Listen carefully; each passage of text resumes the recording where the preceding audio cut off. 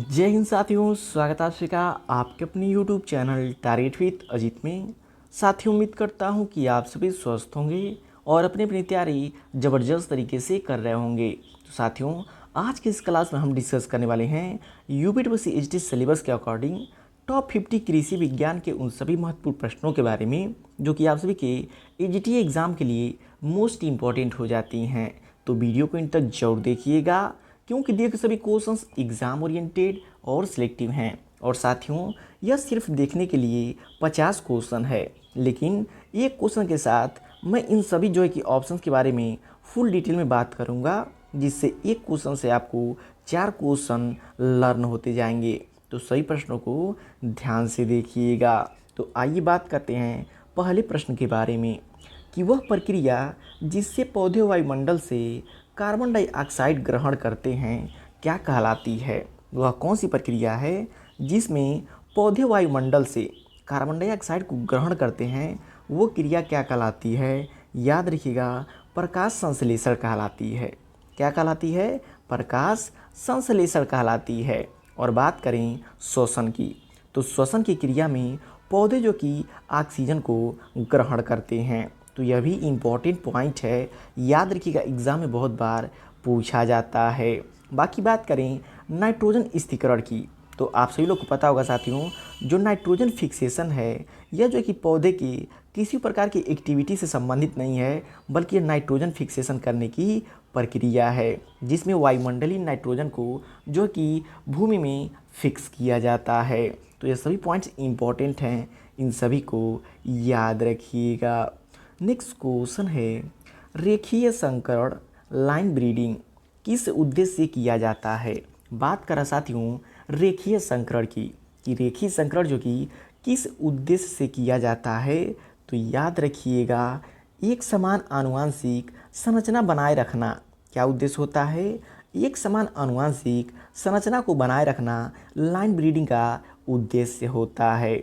बात करें साथियों नई प्रजाति बनाना, नई प्रजाति बनाना किससे संबंधित होता है। तो यह जो कि इंटरब्रीडिंग से संबंधित होता है।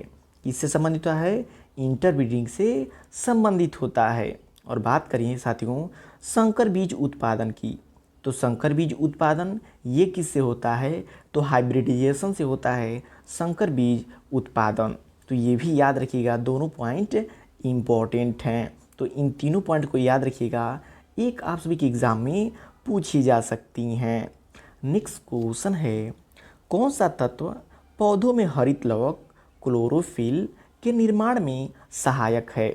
मोस्ट एग्जाम रिपीटेड क्वेश्चन है कि इनमें से कौन सा तत्व पौध में हरित लवक के निर्माण में सहायक होता है। तो याद रखिएगा आयरन होता है। कौन सा होता है? लोहा हो जाता है। तो इम्पॉर्टेंट क्वेश्चन है, याद रखिएगा। अब बात करें साथियों कैल्शियम की, कि कैल्शियम किस काम में आता है।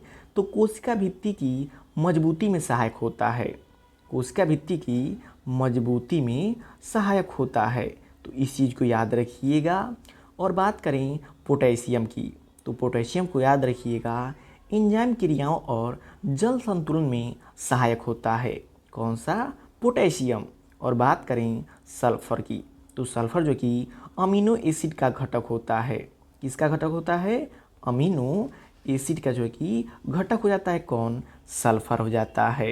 तो कैल्शियम की बात करेगा तो जो कि सेल डिवीजन को मजबूती प्रदान करता है। और बात करें आयरन की, तो यह जो कि हरित लवक के निर्माण में सहायक होता है। तो इन सभी पॉइंट्स को याद रखिएगा। नेक्स्ट क्वेश्चन है, पौधों में दिन रात की लंबाई का असर किस प्रक्रिया पर होता है। मोस्ट इम्पॉर्टेंट क्वेश्चन साथियों, याद रखिएगा, पौधे की दिन रात की लंबाई का जो असर होता है वो पौधों की पुष्पन की प्रक्रिया पर पड़ता है। किस पर पड़ता है? पौधे के पुष्पन की प्रक्रिया पर पड़ता है। साथियों पौधे का जो कि वर्गीकरण किया गया है पौधों पर उनकी प्रकाश की उपलब्धता के आधार पे लॉन्ग डे प्लांट पे, शॉर्ट डे प्लांट पे और डे न्यूट्रल प्लांट पे। तो लॉन्ग डे प्लांट के अंतर्गत वे पौधे आते हैं जिनके पुष्पों पर 14 घंटे से अधिक प्रकाश की पड़ता है। और शॉर्ट डे प्लांट के अंतर्गत वे आते हैं जिन पौधों के पुष्पों पर 12 घंटे से कम प्रकाश पड़ता है। और डे न्यूट्रल प्लांट के अंतर्गत वे पौधे आते हैं जिनके पुष्पों पर जो कि प्रकाश की लंबाई का कोई प्रभाव नहीं पड़ता है। तो देखिए, जो भी दिन रात की लंबाई की प्रक्रिया होती है वो पौधों के पुष्पन पर निर्भर करती है, और पौधे के पुष्पन की प्रक्रिया ही जो कि यह निर्धारित करती है कि पौधा लॉन्ग लीफ प्लांट के अंतर्गत आएगा, कि पौधा शॉर्ट लीफ प्लांट के अंतर्गत आएगा, कि पौधा डे न्यूट्रल प्लांट के अंतर्गत आएगा। तो इन सभी पॉइंट्स को याद रखिएगा। नेक्स्ट क्वेश्चन है, पौधे में उपलब्ध फास्फोरस का विश्लेषण करने के लिए कौन सी विधि उपयुक्त है? मोस्ट इंपॉर्टेंट क्वेश्चन साथियों, इस क्वेश्चन से आप सभी लोगों के एक क्वेश्चन 100% देखने को मिलेगा, जिसमें सबसे पहले बात करें जो कि मृदा में उपलब्ध फास्फोरस का विश्लेषण करने के लिए कौन सी विधि उपयुक्त है? तो याद रखिएगा, ऑल्सन विधि उपयुक्त होती है किसकी मात्रा का निर्धारण करने के लिए? फास्फोरस की। और बात करें फ्लेम फोटोमीटर की, तो याद रखिएगा पोटेशियम और सोडियम, पोटेशियम और सोडियम, पोटेशियम और सोडियम की मात्रा का विश्लेषण करने के लिए किसका प्रयोग किया जाता है? तो फ्लेम फोटोमीटर का प्रयोग किया जाता है। और बात करें वाल्के ब्लैक विधि की, तो वाल्के ब्लैक विधि किसकी मात्रा का निर्धारण करने के लिए प्रयोग किया जाता है? तो याद रखिएगा कार्बनिक कार्बन के प्रयोग के लिए, किसके लिए? कार्बनिक कार्बन के प्रयोग के लिए जो कि निर्धारण किया जाता है। मोस्ट इंपॉर्टेंट साथियों ऑप्शन डी हो जाता है कैजल-डाल विधि। कैजल-डाल विधि जो कि मृदा में नाइट्रोजन की मात्रा का निर्धारण करने के लिए किसका प्रयोग किया जाता है? कैजल-डाल विधि का प्रयोग किया जाता है। साथियों, इन चारों विधियों में से एक आपके एग्जाम में पूछा जा सकता है। जब बात करेगा मृदा में उपलब्ध फास्फोरस का विश्लेषण करने के लिए कौन सी विधि उपयुक्त है? तो ऑल्सन विधि उपयुक्त है। और जब पूछे मृदा में उपलब्ध पोटेशियम और सोडियम का विश्लेषण करने के लिए कौन सी विधि उपयुक्त है? तो फ्लेम फोटोमीटर विधि हो जाती है। और जब पूछे मृदा में जो कि कार्बनिक कार्बन का विश्लेषण करने के लिए कौन सी विधि उपयुक्त होती है? तो वाल्के ब्लैक विधि उपयुक्त होती है। और जब पूछे मृदा में उपलब्ध नाइट्रोजन का विश्लेषण करने के लिए तो कैजल-डाल विधि का उपयोग किया जाता है। तो ये सभी पॉइंट इम्पॉर्टेंट हैं। तो साथियों, क्वेश्चन का लेवल आप सभी लोग को देख पता चल रहा होगा कि दिए गए सभी क्वेश्चंस एग्जाम ओरिएंटेड और सिलेक्टिव हैं। तो वीडियो की क्वालिटी और कंटेंट आप सभी लोग को पसंद आ रहा हो तो प्लीज़ वीडियो को लाइक और शेयर करके चैनल को सब्सक्राइब जरूर कर लीजिएगा। नेक्स्ट क्वेश्चन है, नाइट्रोजन स्थिरीकरण में सहायक जीवाणु कौन से हैं? बात करा है नाइट्रोजन फिक्सेशन की, कि नाइट्रोजन फिक्सेशन में सहायक जीवाणु इनमें से कौन हैं? तो आप सभी लोग को पता होगा राइजोबियम, एजोटोबैक्टर, क्लोस्ट्रीडियम, ये सभी जो कि नाइट्रोजन स्थिरीकरण में सहायक जीवाणु हैं, इसलिए राइट आंसर ऑप्शन डी हो जाएगा। लेकिन बात करें राइजोबियम की, राइजोबियम जो कि यह दलहनी फसलों की जड़ों में ग्रंथि बनाकर नाइट्रोजन स्थिरीकरण करता है। किस प्लांट में? लेग्यूम क्रॉप में यूज होता है राइजोबियम। जबकि बात करें एजिटोबैक्टर की, तो यह जो कि फ्री लिविंग नाइट्रोजन स्थिरीकरण करता है। इंपॉर्टेंट पूछाता है फ्री लिविंग नाइट्रोजन फिक्सेशन कौन करता है? तो एजिटोबैक्टर करता है। बात करें क्लोस्ट्रीडियम की, तो साथियों याद रखिएगा यह भी एनएरोबिक नाइट्रोजन फिक्सेशन करता है, यानी कि अवायुजीवी नाइट्रोजन फिक्सेशन करता है। तो याद रखिएगा लेग्यूम क्रॉप्स के लिए राइजोबियम का प्रयोग किया जाता है। एजिटोबैक्टर जो होता है फ्री लिविंग नाइट्रोजन फिक्सेशन करता है। क्लोस्ट्रीडियम जो होती है अवायु जो कि नाइट्रोजन फिक्सेशन करता है। तो इन सभी को याद रखिएगा। नेक्स्ट क्वेश्चन है, पौधों में जल की सबसे अधिक हानि किस प्रक्रिया के द्वारा होती है? साथियों, बात करें पौधों में जल की सबसे अधिक हानि की कि किस प्रक्रिया के द्वारा होती है, तो याद रखिएगा वाष्पोत्सर्जन यानी कि ट्रांसपीरेशन के द्वारा होती है। किसके द्वारा होती है? ट्रांसपीरेशन के द्वारा होती है। बात करें साथियों वाष्पन की, तो आप सभी लोगों को पता होगा वाष्पन जो कि जल सतह से होता है, पौधों से नहीं। जल का जो सतह होता है उसे वाष्पन की क्रिया होती है, बल्कि पौधों से नहीं होती है। बात करें परासरण की, तो यह जल का कोशिकाओं में प्रवेश है। पराशरण के माध्यम से जल जो कि पौधों की कोशिकाओं में प्रवेश करता है, बल्कि वाष्पोत्सर्जन का माध्यम नहीं है। तो पॉइंट याद रखिएगा। नेक्स्ट क्वेश्चन है, गेहूं की प्रमुख प्रजनन विधि क्या है? आप सभी लोगों को पता होगा गेहूं की प्रमुख प्रजनन विधि क्या होती है। तो याद रखिएगा, सेल्फ पॉलिनेशन होती है। गेहूं का जो कि प्रजनन की विधि होती है सेल्फ पॉलिनेशन होती है। जबकि बात करें पर परागण की, तो पर परागण किसमें होता है? मक्का की फसल में होता है। आप सभी लोग को पता है मक्का जो कि मेल फीमेल एक ही पौधे पर पाते हैं, फिर भी जो कि क्रॉस पॉलिनेशन के अंतर्गत आता है। और बात करें साथियों क्लोनिंग की, क्लोनिंग क्या है? तो प्रयोगशाला तकनीकी है। यदि एग्जाम में क्वेश्चन पूछ दे कि क्लोनिंग क्या होता है, तो याद रखिएगा प्रयोगशाला। प्रयोगशाला की जो कि एक तकनीकी होती है। और वानस्पतिक प्रसारण यानी कि वेजिटेटिव प्रोपोगेशन आप सभी लोग को पता होगा किस में होता है? पोटैटो में, पोटैटो हो गया, आपका बनाना हो गया, अदरक हो गया, इन सभी में जो कि प्रोपोगेशन किससे होता है? तो वानस्पतिक प्रसारण के द्वारा होता है। तो इस सभी पॉइंट्स को याद रखिएगा। नेक्स्ट क्वेश्चन है, मृदा की जल धारण क्षमता किस पर निर्भर करती है? मोस्ट इम्पॉर्टेंट क्वेश्चन है कि जो भी सॉइल में वाटर होल्डिंग कैपेसिटी होती है वो किस पर निर्धारण करती है? तो याद रखिएगा मिट्टी के प्रकार पर निर्धारण करती है, कार्बनिक पदार्थ की मात्रा और कणों के आकार पर भी निर्धारित करती है। इसलिए राइट आंसर ऑप्शन डी हो जाता है। क्या होता है? राइट आंसर ऑप्शन डी हो जाएगा। अब इन सभी को यदि हम समझें तो मिट्टी के प्रकार की बात करें तो आपसे लोग पता होगा क्ले सॉइल में जल धारण क्षमता सबसे अधिक होती है। इस प्रकार की मृदा में क्ले सॉइल में जल धारण क्षमता जो होती है सबसे अधिक होती है। यदि कार्बनिक पदार्थ की बात करें तो कार्बनिक पदार्थ में ह्यूमस जो होता है जल को पकड़ने में सहायक होता है। कौन? ह्यूमस जो होता है जल को पकड़ने में सहायक होता है। यदि कणों के आकार की बात करें तो कणों के आकार में जो कि जितने छोटे कण होते हैं उनकी वाटर होल्डिंग कैपेसिटी सबसे अधिक होती है। इसलिए राइट ऑप्शन डी हो जाएगा, उपयुक्त सभी।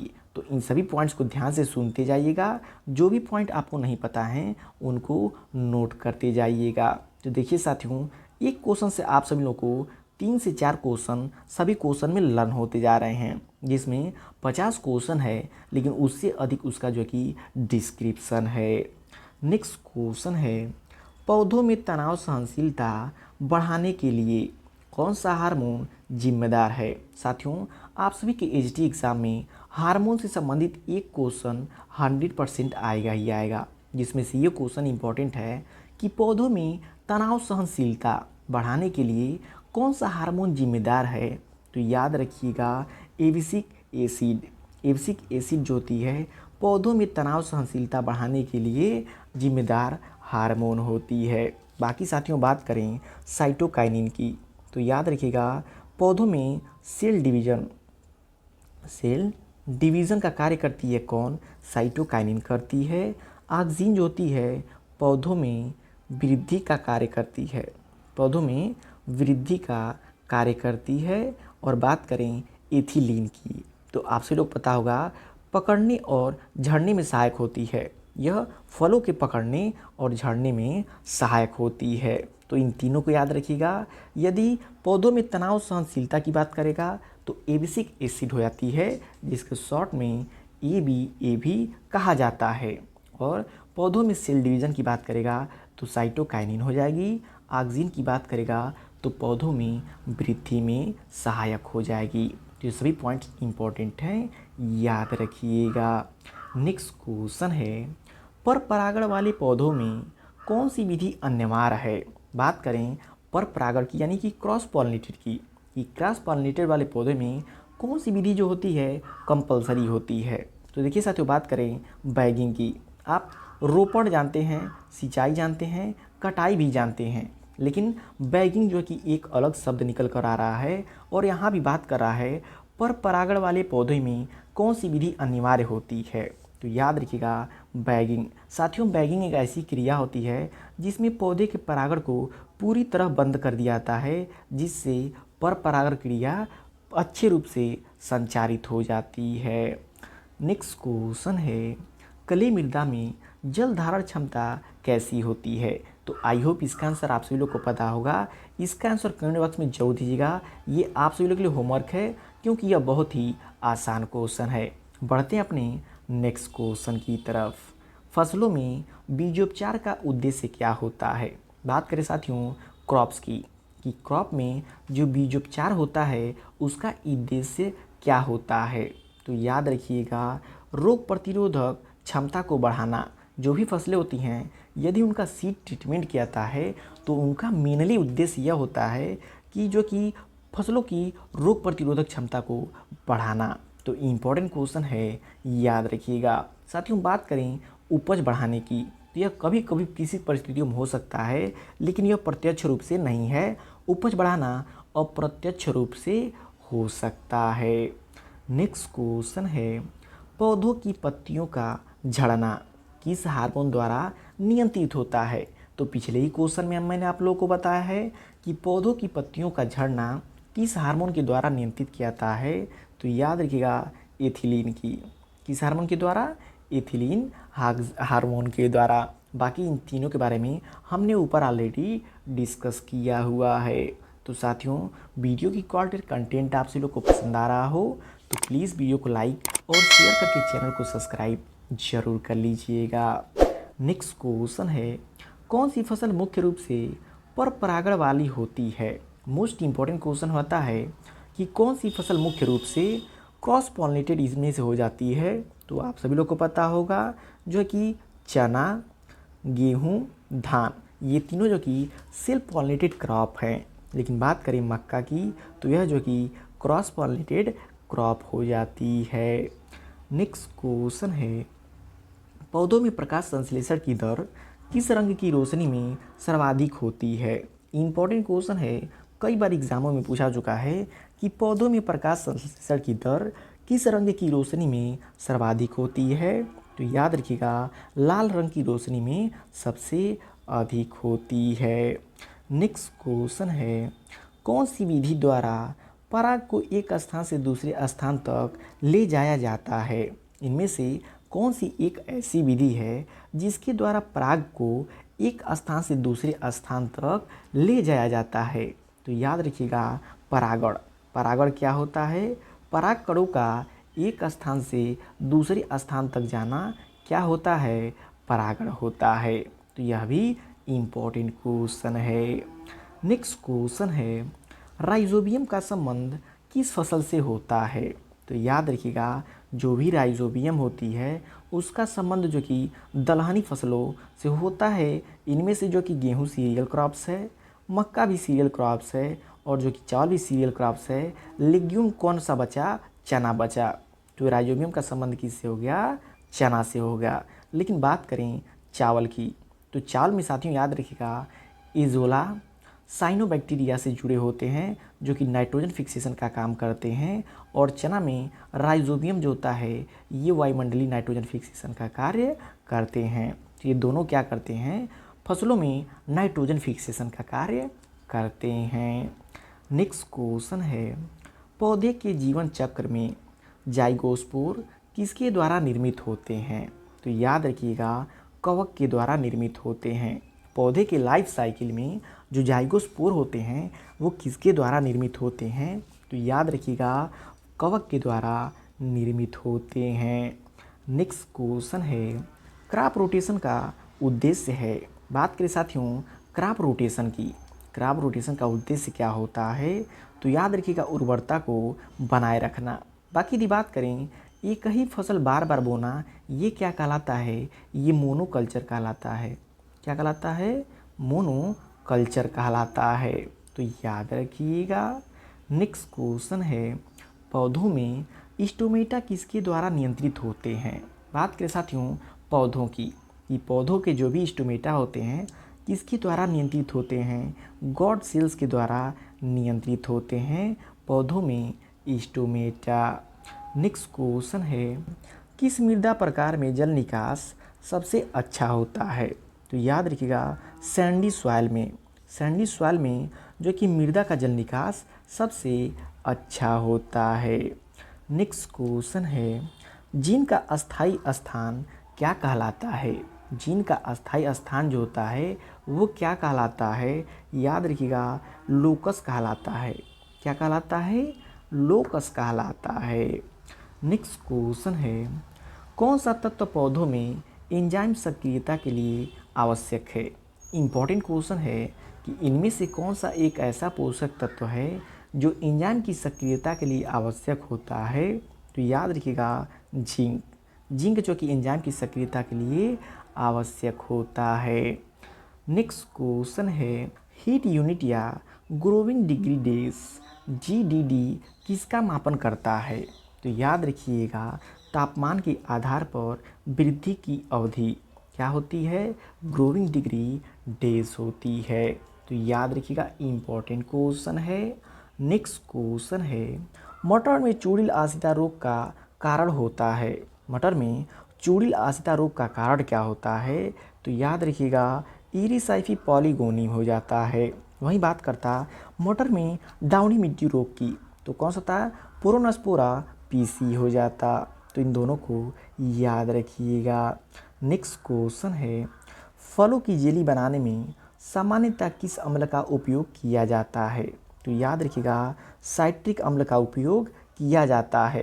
क्या बनाने में? जेली बनाने में। नेक्स्ट क्वेश्चन है, मैग्नीशियम के प्रयोग से पौधे द्वारा बढ़ता है? मैग्नीशियम के प्रयोग से पौधे द्वारा क्या बढ़ता है? याद रखिएगा, फास्फोरस अपटेक बढ़ता है।